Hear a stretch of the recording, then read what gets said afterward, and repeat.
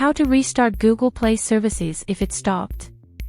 If you were thinking about reinstalling, the simple answer is you can't. You can't uninstall the Essential System app that regulates the integration of apps within the Android OS. What you can do is clear its local data, keep it up to date, or even sideload an update if necessary. Most issues with the app installation from the Play Store or integration of third-party apps with Google services can be ascribed to Google Play services. Basically, troubleshooting Play services is recommended if you have any issues on your device when installing apps besides Play Store. For example, if you can't open links in Android apps, besides dealing with Android WebView, we suggest addressing Google Play services, too.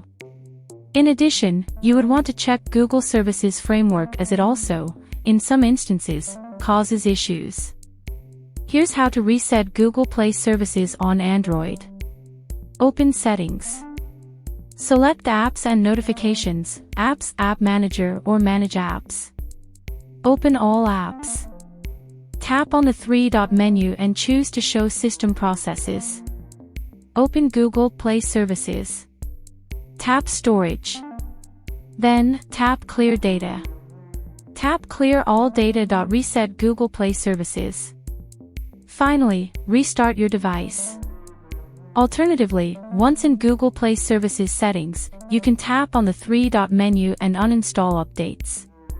You can do the same for Google Play Store and Google Services Framework. That should address the majority of your Play services related issues. Although, there are reports that Google Pay might still not work.